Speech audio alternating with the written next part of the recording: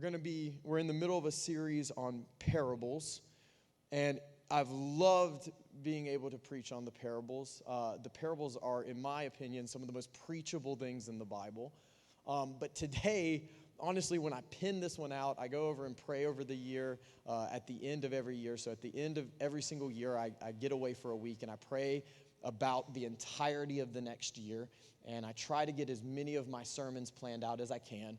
And so as I was pinning this sermon at the end of last year, I put a question mark beside of it. I put the parable of the unforgiving servant, question mark. Because I know how challenging it is to preach about forgiveness.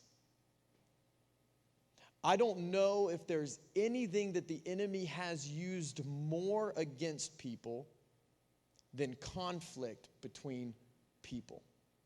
I don't know if there's anything that the enemy has used more for his plans and his schemes than conflict between people.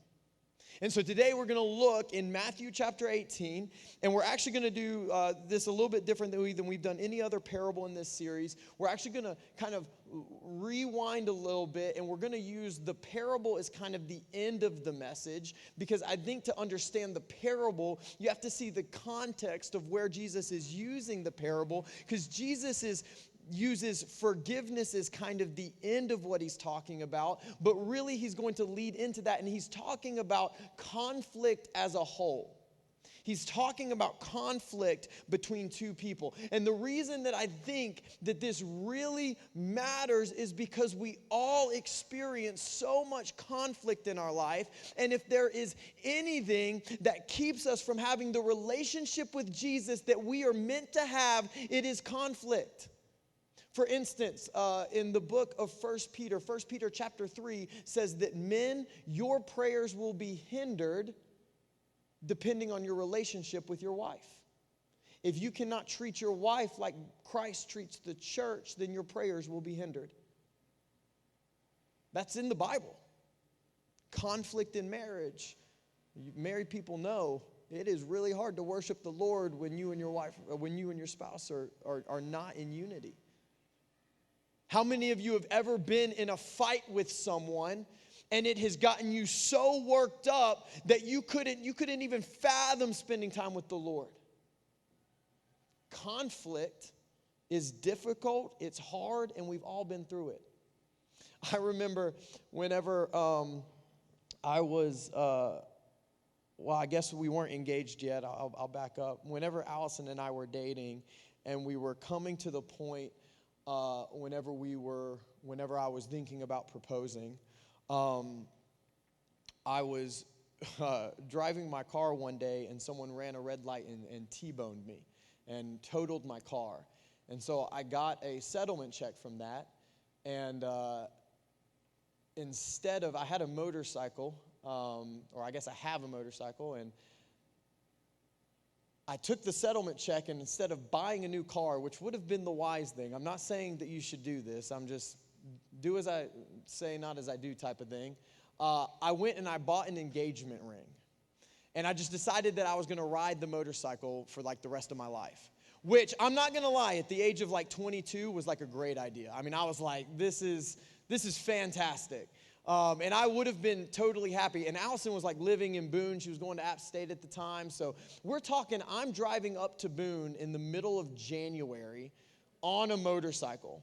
It was honestly miserable. And so a year kind of passes, and finally as a year passes, and it's like the next January, and I'm freezing like every day. I would have to, as I was driving, I remember driving to work one day because I was working in Hickory, but I would go up, and I had a place in Boone so that I could be closer to Allison. And what I was doing is I was driving to Hickory, and I was so cold that every like 15 or 20 minutes I had to stop, take off my gloves, rub my hands together to like get them to move again. And then I would get on the bike and I would continue about 20 minutes down the road and restart the process. And whenever I got into work, I texted Allison and I said, I need a car. And so what I planned to do was I planned to get her a car for her birthday. Her birthday's in January, so maybe this was December. I'm not really positive.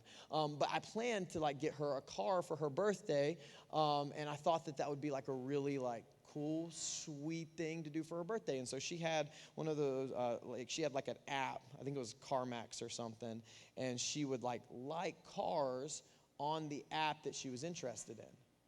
And so I was looking through her cars, and some of them were absolutely ridiculous. We were 22. Well, I was 22. I was getting 19, 20. And we were working 3 jobs apiece and in school trying to save up because we knew we were going to get married at some point. I mean, they were unfeasible for us. But she had liked one, and it was this gray Toyota Corolla for $8,000 or something like that. I mean, had miles on it. It was as simple, basic as it was. It was just a basic car, which if you're in here and that insults you, it's sitting in the parking lot like it's what I drive. So don't, I'm not saying that, I'm not trying to insult you here on a Sunday morning. So I was like, man, that's really economical. Toyotas will last forever. It'll be great. So I bought this car. I go to CarMax, buy this car, bring it, and leave it at my dad's house. Later that night, Allison comes over, and we're hanging out, and she's flipping through CarMax app. And she goes, oh, no, one of my cars that I favorited was taken. And, I kind of smile. I'm like, yeah, it was. And then she pauses and she goes, oh, it's okay. I hated that car. I kid you not. True story. I looked at her. I said, what car? Lean over. It was the Toyota Corolla. And I'm like, well, that looks like a great car right there.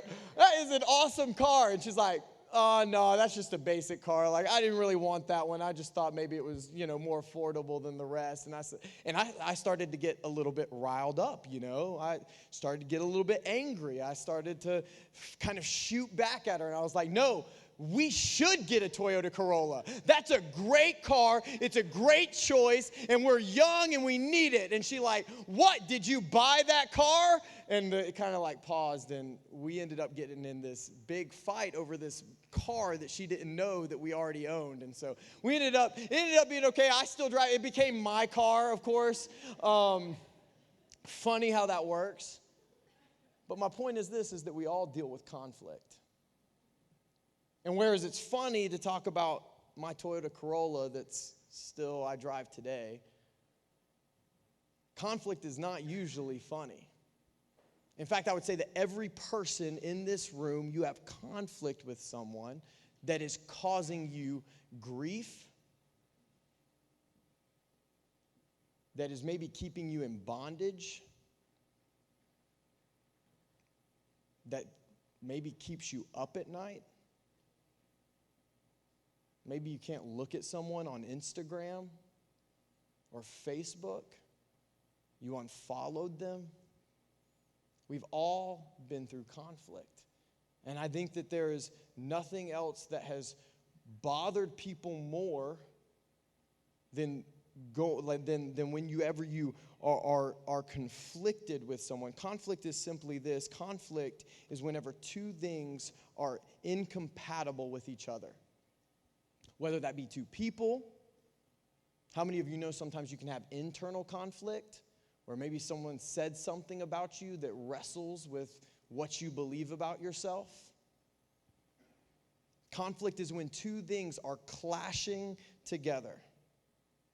And so since we all have conflict constantly, I kind of want to look at this parable, and I want to talk about how Jesus tells his disciples to handle conflict. And the first thing we kind of got to do is we got to back up to the beginning of Matthew chapter 18 if you have your Bibles. If you don't, it's going to be on the screens. So Matthew chapter 18, starting in verse 1, it says this. It says, at that time, the disciples came to Jesus, and they said, who is the greatest in the kingdom of heaven? So this begins the conversation right here. And And we're going to kind of, I don't like bouncing between the different gospel narratives, but Matthew doesn't really tell the whole story here. I'm not saying Matthew's gospel is not accurate. I'm saying that for whatever reason, Matthew doesn't put exactly what was going on. Now, I have a theory that Matthew, the disciples kind of act like siblings. Like Jesus kind of acts like the parent, and sometimes they're like squabbling and stuff. And so Matthew, as one of the disciples, leaves out the fact that the disciples are actually arguing about who is the greatest. I don't know if maybe he wanted to like not have that out in the open for everybody to see. I mean, I know that like whenever I got in fights with siblings and I gave the report to my parents, the report might sound different than like all my other siblings, right? You highlight what they did wrong and you like mitigate what you did wrong, right? I don't know if that's what Matthew's going for, but Mark just comes out and says it. In the book of Mark, it says, and they came to Capernaum, and when he was in the house, he asked them, what were you discussing on the way? Him being Jesus. But they, being the disciples, kept silent, for on the way they had argued with one another about who was the greatest. And he sat down and he called the 12, and he said, if anyone would be first, he must be last of all and a servant of all. And we'll read the rest in just a moment. So the disciples, they're having an argument about like who's the greatest.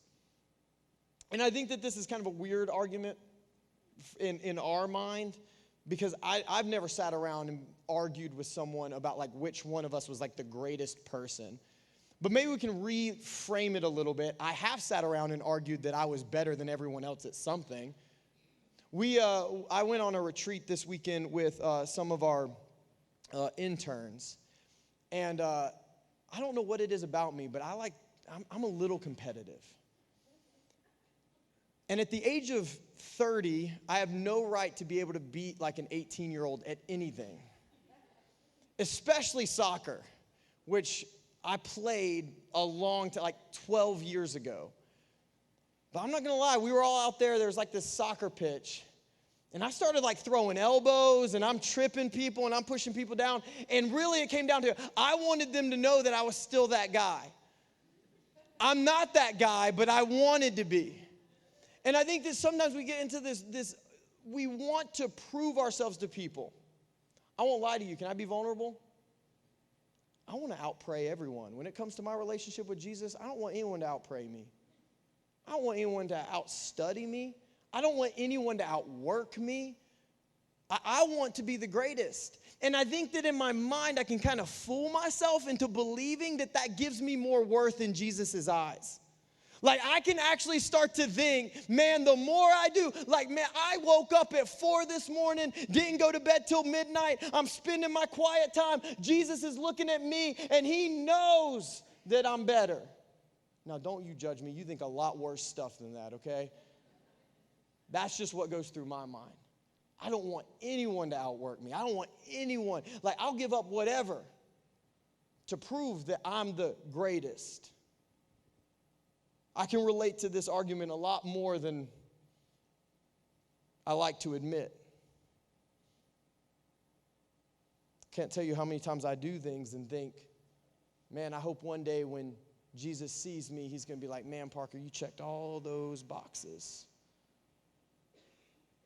And I'm not even saying that some of that's a bad thing. But I'm saying when it becomes comparative of everyone else, it becomes a dangerous thing. See, what Jesus does is he doesn't play into their competitiveness. Instead, he addresses their heart. He doesn't get caught up in who's the greatest. He gets caught up in their forgiveness. He gets caught up in their conflict.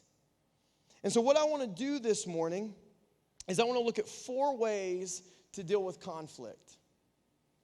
And just like conflict is not fun, I'm not sure if you will find these 4 ways enjoyable, but they're going to be practical. Today is really practical. So if you want to write some of these things down, I promise you that these 4 things will help you. I'm not even going to say they're going to solve it. Some of you are in conflict with people that are just unconsolable.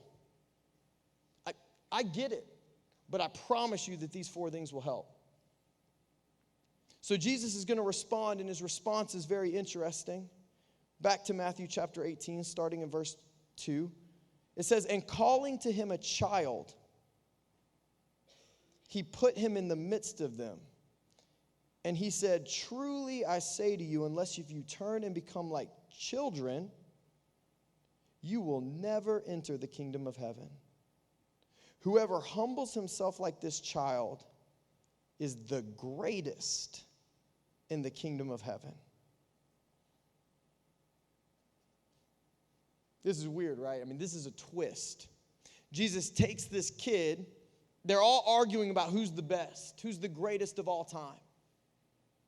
Just show of hands. All right. MJ or LeBron? Who thinks that LeBron is the greatest of all time? Ooh, one person in this entire room. Who thinks MJ is the greatest of all time? Some of you aren't even raising your hand. That was... MJ still wins, okay. I was just wondering. Anyway, they're arguing about who the greatest is. Jesus calls a child. This would be a really weird scene. Puts them, I don't even know where he gets the child. I don't know where they are, where they're arguing about who's the greatest in front of everybody. He gets this child, puts them in front of him and says, you need to become like this if you want to be considered the greatest in the kingdom of heaven. The first way to deal with conflict is to deal with it with humility.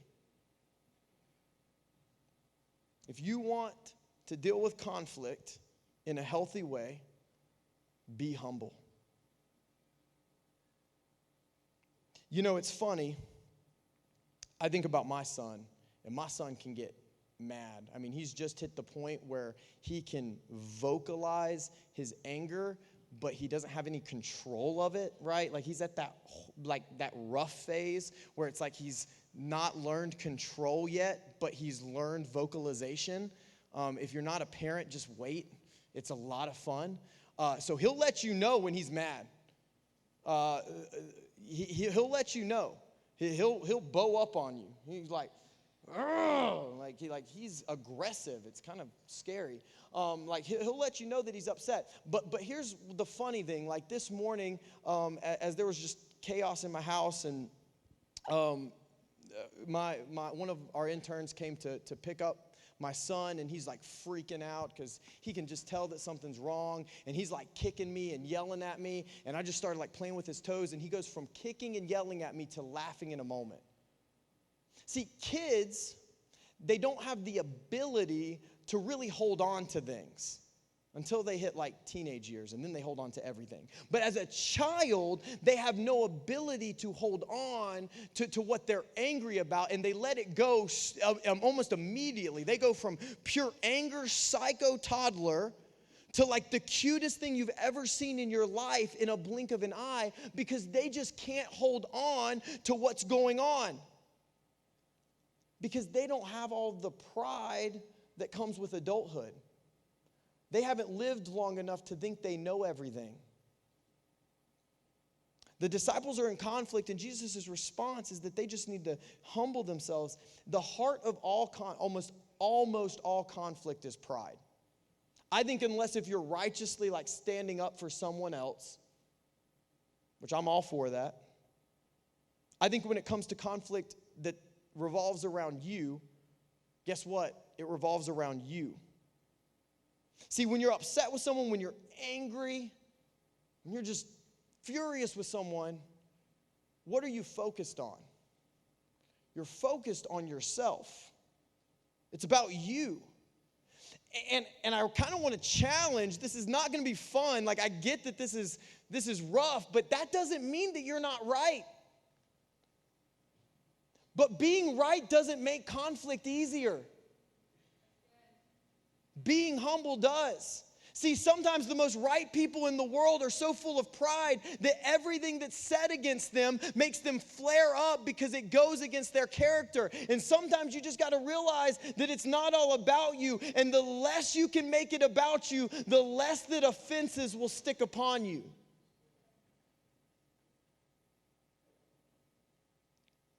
This is so different than what our world preaches, right? If you get on whatever social platform you want, or you get on whatever news source, it like screams self-worth, self-acceptance, self-expression, self-ownership. It's all about ourselves. And that's a really fun message to preach. Gosh, I've heard sermons that preach all about ourselves and like bettering ourselves. And I'm not against all of that stuff. I want you to hear me. I think that there's a fine line. I'm asking you for humility, not like self-deprecation. There is a difference. I'm not telling you to like loathe yourself. I'm telling you that the less you get caught up in yourself, the less offenses will be able to take hold of you. It's not that things aren't hard. It's not that they stop offenses. But what it does is you all of a sudden aren't the center of your universe. And you're able, whenever conflict comes your way, to handle it because you aren't the center of your world. The less you get caught up in you, the less you will get caught up in all of the drama that cause conflict. Like, offenses will just roll off of you. I've seen so many times, just, as I've grown up around athletics, I've seen so many fights over someone whose pride is hurt. Whether that's on Facebook, people calling each other out, whether that's on I played soccer for a long time, whether I was on a soccer pitch, someone says something and they just get angry and upset and riled up. See, the more prideful you are, the more offense you will take. And I get that being humble doesn't always feel fair. It doesn't always feel right. But I promise you that the more humble you are, the more freedom you will feel. And I don't know that feeling right is worth your freedom. But I get that it's hard. I'm very justice-oriented. I see black, white. There really is very little gray in my mind. So I hate being, and I like to think that I'm not wrong often. My wife might disagree, but I like to think that I'm not wrong very often. And so I don't like to play in the middle. I don't like to be wrong. I like to be right, and I like to let people know I'm right. So how do I do that? How do I humble myself? Because I'll be honest, I'm preaching to myself in this point more than anyone else in this room. You didn't have to laugh at that. I can be very prideful. That's just me being honest. The more I become like Jesus, the less prideful I become. Because Jesus, who has more reason to be prideful than anyone, humbled himself more than anyone. See, I think sometimes we think that humility, like taking the humble route, we're saying that we're less worthy than someone else, when really it's the opposite. Look at Jesus. Philippians chapter 2 is one of my favorite scriptures on Jesus. It says, "Do nothing from selfish ambition or conceit, but in humility count others more significant than yourselves. Let each of you look not only to his own interest, but also to the interest of others. Let each have this mind among yourself, which is yours in Christ Jesus, who though he was in the form of God, did not count equality with God a thing to be grasped, but he emptied himself by taking the form of a servant, being born in the likeness of men, and being found in human form, he humbled himself by becoming obedient to the point of death, even death on the cross." Look, I'm not saying that by humbling yourself, you're less than the other person. I'm saying you're becoming like Jesus. Jesus, who had more of a right than anyone to be confident. Jesus, who had more of a right to anyone. It says that he was in heaven with his Father, and he chose to not consider his worthiness something to be grasped, but he became a servant and became obedient to the point of death on a cross.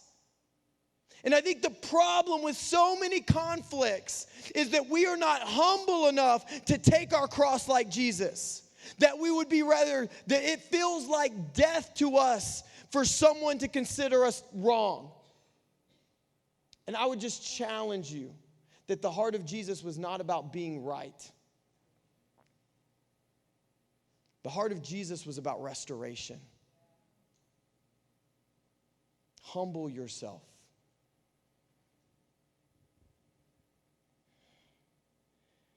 I want to ask you this.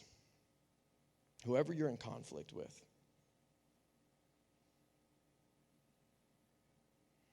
is it really worth, like, is you being right really worth your relationship with them? Because for some of you, if you took up your cross, just like the life of Jesus paid for the life of us, the life of maybe whatever you feel like you have to be right about could bring life to that relationship. Humble yourself. The second thing that Jesus tells them to do is he tells them to be righteous. He moves into this section in verse 5. He says, whoever receives such a child in my name receives me. But whoever causes one of these little ones to believe in me to sin, it would be better for him to have a great millstone fastened around his neck and to be drowned in the depths of the sea.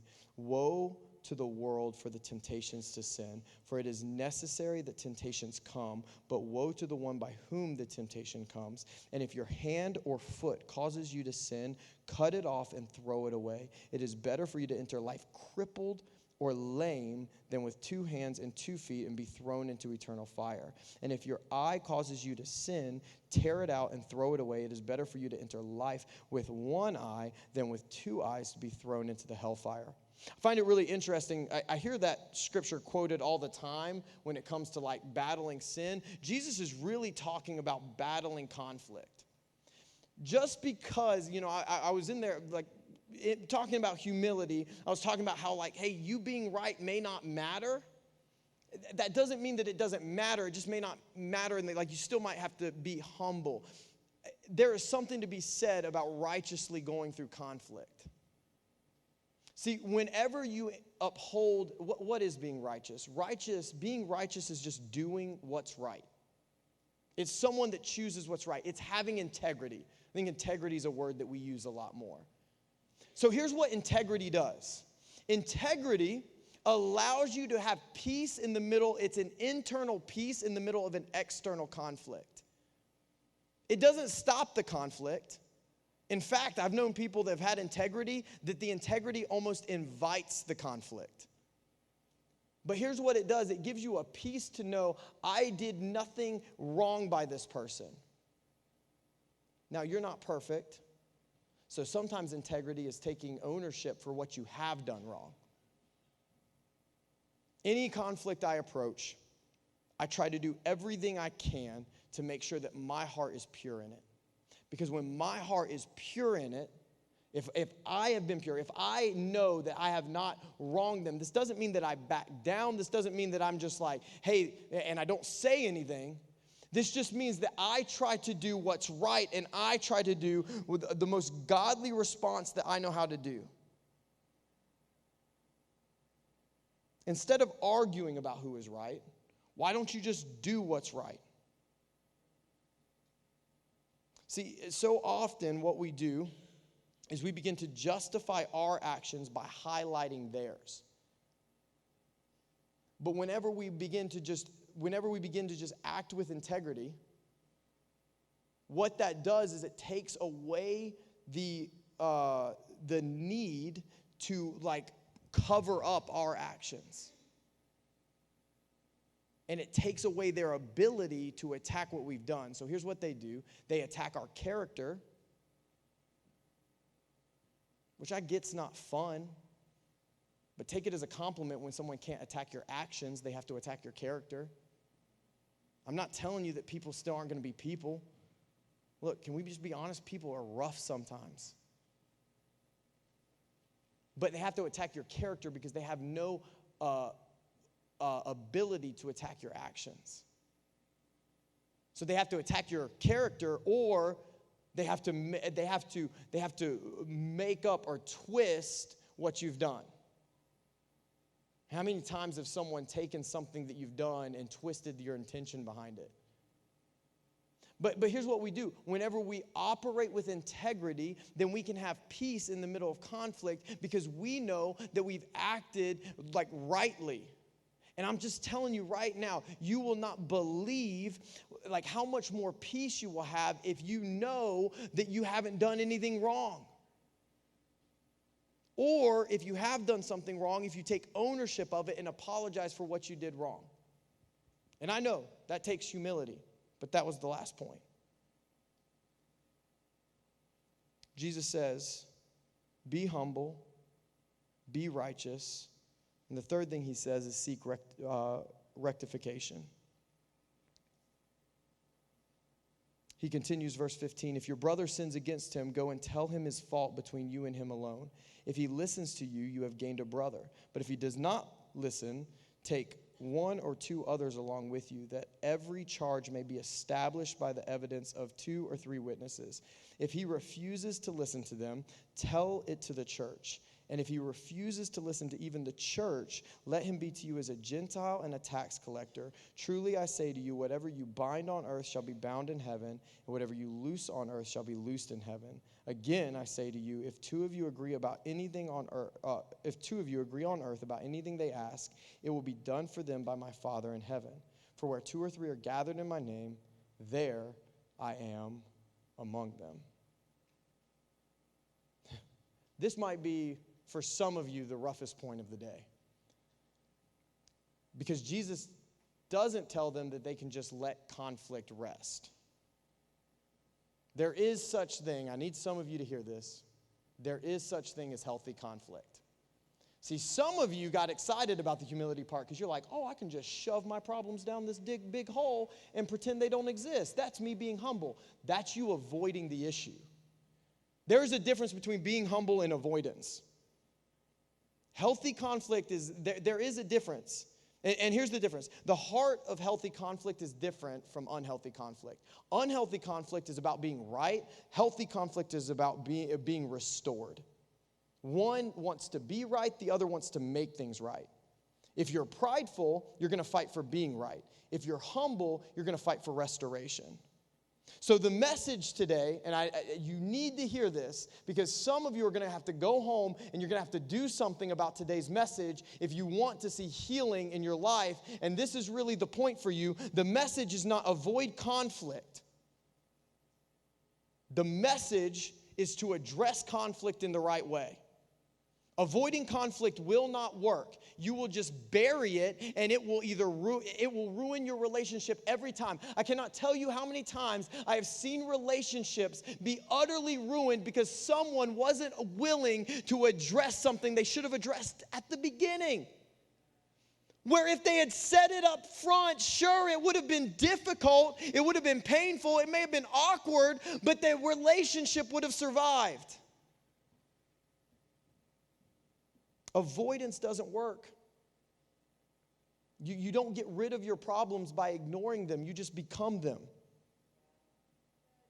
See, what it does is I talked about being righteous gives you internal peace in an external war. What avoiding problems does is it takes that external war and it makes it internal. So you may have external peace, but you're in an internal war. Avoidance is not forgiveness. We need confrontation. Conflict is good. You understand this. If you go into a gym, you need resistance to grow. We need conflict. Confrontation is not a sin. Confrontation is actually righteous. I mean, I don't know, like, I like to pray. I've had conversations with God, and I'll tell you, He's not afraid to confront me. Jesus was not like a pacifist. He wasn't a coward. So how do we handle confrontation? I've got just 3 ways really quick. And like I said, you may not enjoy them, but the first thing is this. You need to get others involved. I think this is probably the most tense because we've all had people get in our business that we didn't want to be there. We've all had people get in our business that we did not want to be there. I want to say there's a difference between, I want to say a couple differences. There's a difference between gossip and counsel, and there's also a difference between control and counsel. I think we've all brought people into our life that want to gossip about situations, and that is not healthy. I think we've all brought people into our lives that want to control situations, and that's even scarier, right? I'm not talking about gossip. I'm not talking about control. I'm talking about finding people that can seek restoration with you. We've all seen people, I'm going to call out one of my interns because he always gets on me. Look, I follow a God who lived life with 12 people. So I'm pretty involved in like my disciples' life. I just am. Like I believe in being relational. I'm a relational pastor. I don't do the whole celebrity pastor thing. I think that that's absolutely ridiculous. You know, people that I feed into, they're at my house eating dinner on like certain nights. Like we just do life together, right? And so I've been told before, and this person's a good friend of mine, and sometimes when he doesn't like what I have to say, he says, "Parker, stop being too involved." He says it all the time. And he's like, "Parker, you're just too involved." And I always respond, I'm like, yeah, because Jesus wasn't all in his disciples' business. Like, Jesus wasn't at his disciples' house. But the point is this, whereas I believe that I do ministry in a healthy way, I have seen churches do ministry in a very unhealthy way, where they want to control people's lives rather than counsel people's lives. My job in his life is not to, like I don't treat people different if they don't take my counsel. I mean, it's not going to work out for you well, but I'm just going to feel. That goes back to the humble thing. But I'm not going to treat you different for it, right? Like I'm going to love you through it. My job is to pastor you, not control you, not use you as some little puppet. I don't take offense that you didn't like take my all-knowing knowledge and apply it to your life. Like that's not what I'm here for. But I've seen churches that will do that, where they'll tell you something, they'll give you advice, you don't follow it, and they start to cast you out. I've also seen friendships. How many of you have friends? Man, how many of you have friends that will have your back no matter what?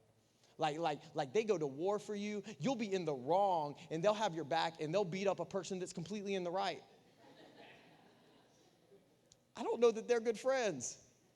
I want friends that'll beat me up when I'm in the wrong. Because here's the problem. The problem is when we invite people into our lives that love us more than Jesus. And so they'll have your back even when you're wrong. I want people that can speak into my life and tell me when I'm out of line. And that only happens if they love something more than me.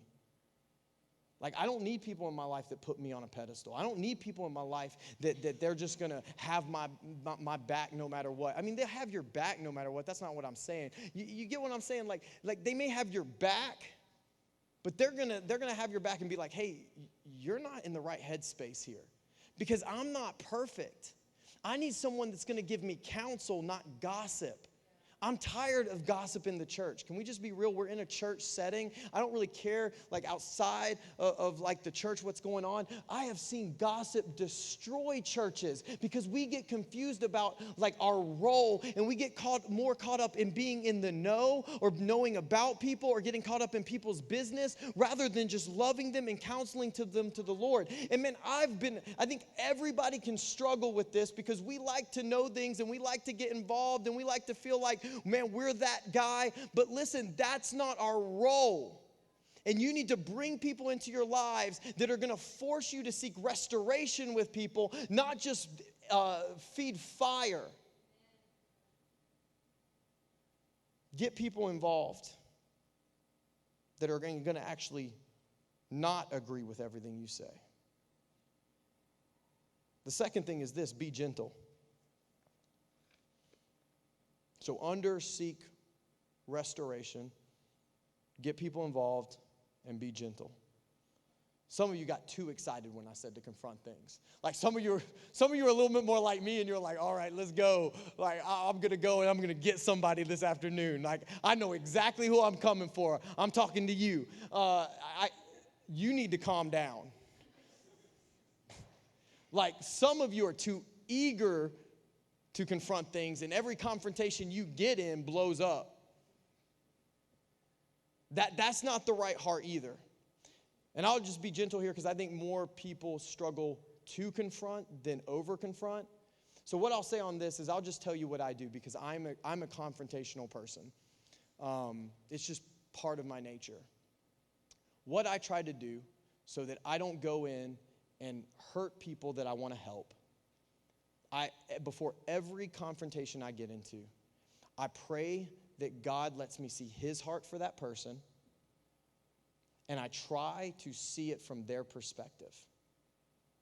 I pray for God's heart, and I pray for their perspective. And what that allows me to do is it allows me to humanize them in a way that I can come in and I can love them rather than like berate them. And so if you're in here and you love conflict, or maybe not even love it, maybe you're just not scared of it. Maybe you're someone and you like being known as the person that's like, yeah, I'm going to tell you how it is. Like sometimes we confuse like bluntness with, or rudeness with bluntness. Like we're just real. We just keep it how it is. No, you're just mean. Nobody wants to be your friend because you just like tell them how it is too much. Like be gentle. Pray for God's heart for that person.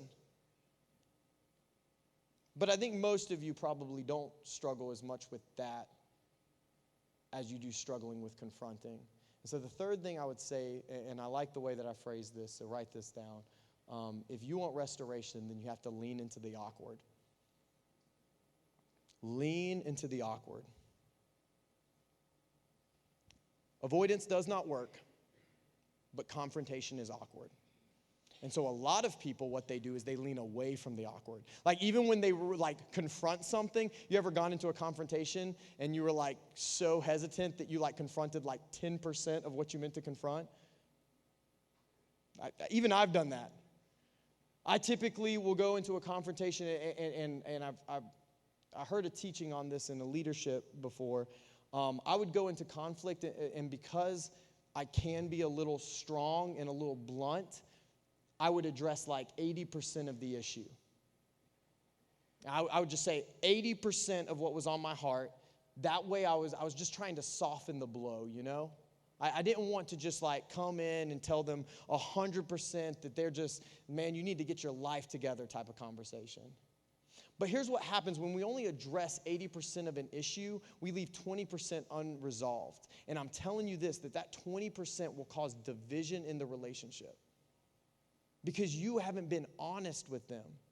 Have any of you ever maintained a good relationship while being deceptive? It doesn't work. It doesn't matter. It doesn't even matter if the truth ever comes out. What it does is whenever we're deceptive in a relationship, we naturally begin to hold ourselves back from that other person because we know that we can't fully be ourselves with them anymore. We have built literal walls between us and that other person. And I'm telling you, it can just be 20%, but that's 20% more of a wall than you had before. And they will leave the conversation thinking that you guys are 100% okay, but next time they see you, they will get 80% of you. And that will make them pull away.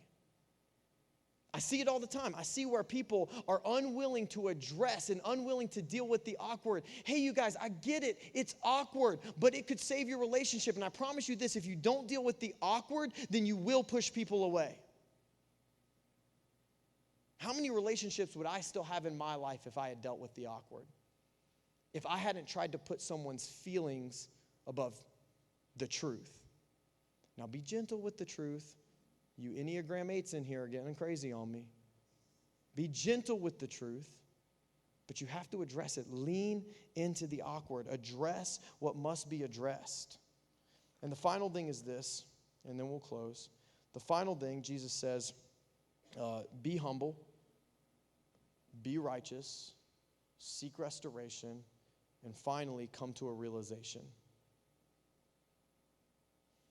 I love Peter. Peter's my favorite disciple. I know he's kind of the most famous, but I just relate to Peter so much.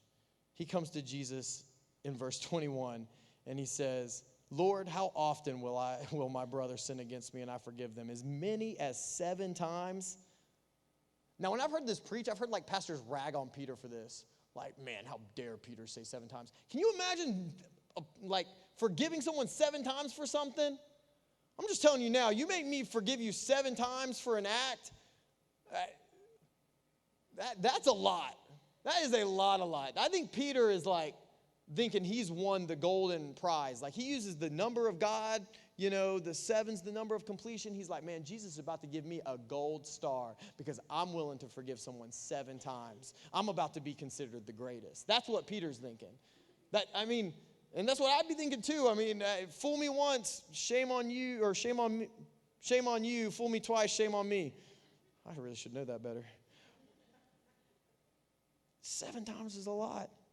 But Jesus' response is just shocking. He says in verse 22, I do not say to you 7 times, but 77 times. Just so you know, you're not meant to count that. That's like an absurd number. Jesus is making a point that it doesn't matter. We're called to forgive no matter what. He says, therefore, the kingdom of heaven may be compared to a king who wishes to settle accounts with his servants. When he began to settle, one was brought to him who owed him 10,000 talents. Let me just put that in perspective to you real quick. 1 talent is considered about 20 years worth of wages for the average person. 1 talent, 20 years wages for the average person. That's 10,000 of those. And since he could not pay, his master ordered him to be sold with his wife and children and all that he had, and payment to be made. So the servant fell to his knees, imploring him, have patience with me, I will pay you everything. And out of pity for him, the master of that servant released him and forgave him the debt. But when the same servant went out, he found one of his fellow servants who owed him 100 denarii. All right, now let's put that in perspective. A denarii was a day's wage for a laborer, for like an average laborer. It was 1 day's wage. So a talent, 20 years, a denarii, 1 day. Okay, Jesus is kind of making a point. It's 100 days versus 10,000 times 20. 20,000, thank you. That's 200,000, thank you. Hey, I told you to have mercy with me today. Don't, math is not my subject. I haven't been in school in like 12 years, So he refused, and he went and put him in prison over the 100 denarii until he should pay the debt. When his fellow servants saw what had taken place, they were greatly distressed, and they went and they reported to their master all that had taken place. Then his master summoned him and said, you wicked servant, I forgave you all of that debt because you pleaded with me.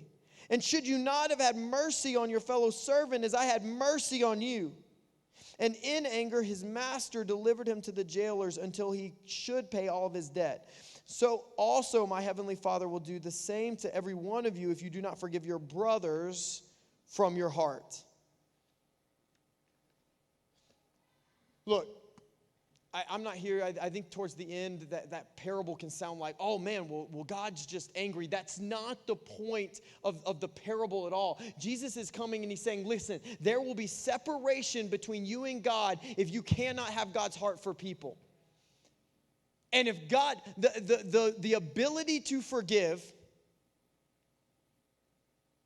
and I really want you to hear my heart because some of you have been greatly wronged. And maybe you have been put in like a jail, like an emotional jail because of how someone else has wronged you. And so, man, I really don't want you to hear me up here, fire and brimstone preacher, like how dare you not forgive your brother? Because I don't know what you're walking through. I don't know what you have to forgive. And I'm sure that it's significant.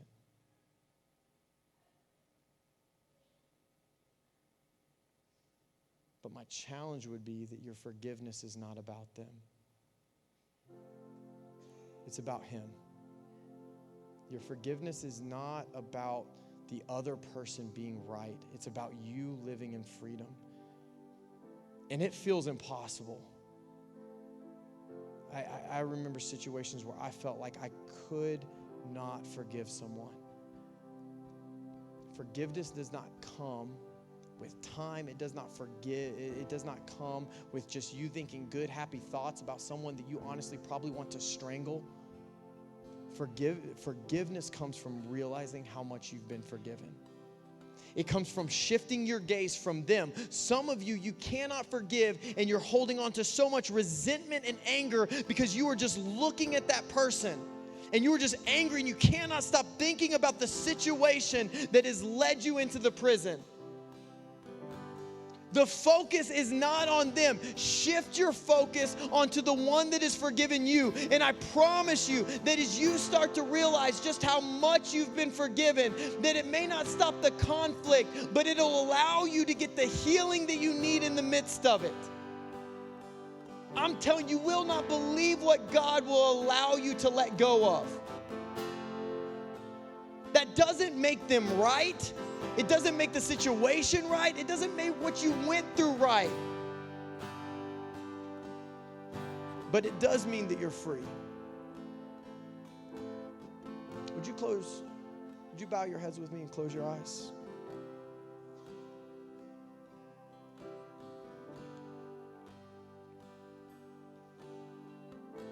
You have been forgiven for more than you know. I have been forgiven for more than I could ever understand.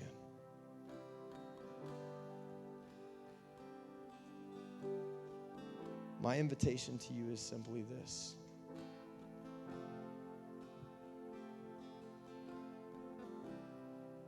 Could we just take a moment and could we look at Jesus this morning?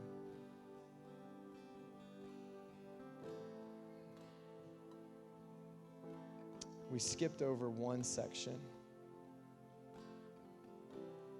right before Jesus gets to the parable. He takes that child. He sits them down. And he says, if this child ever went astray, would my Father not run after him? If a shepherd had one sheep in a flock of 100 that went away, would he not leave the 99 and chase down the one? Could we switch? Yeah.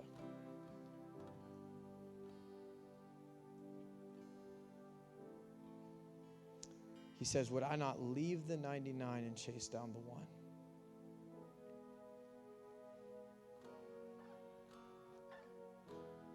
He says, it's not my desire that one of these children should perish. And I think so often we get caught up in being right and how we were wronged, that we forget that God doesn't want to see that person perish. And I just want to invite you to adopt God's heart for them. God's heart for you was that he would leave the 99 and chase you down. And I know that God's had to chase me down before. And I just want to pray that you would have that heart for other people. That maybe this morning you just need to realize how much God loved you and how much he chased you down and how much he sought after you and how much he pursued you. And you are here this morning for a reason. And it may just be for you to start praying, God, give me your heart for that other person. I don't want to live in this bondage anymore. I don't care as much about being right. I just want to be restored.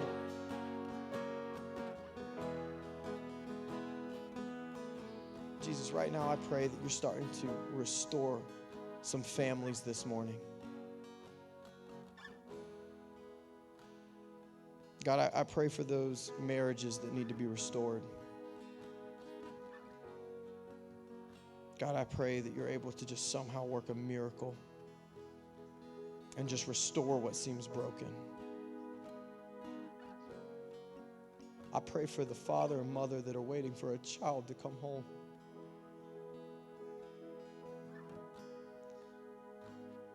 God, I pray that you restore that relationship. God, I pray for those that have conflict with their friends. That God, that you would bring them together once again. God, I pray for those that can't get restoration for whatever reason. Maybe the other person is unwilling. Maybe the other person has died.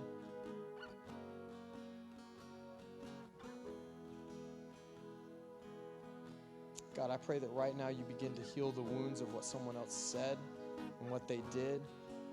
God, I pray that forgiveness can be like this supernatural shift in their life, that even though they're never going to get an apology from the person that wronged them, that God, that they can choose to let go of the offense, that they can humble themselves, that God, that they can just start to begin to shift their heart to do what's right, and that Jesus, that they be able to let go what was spoken over them.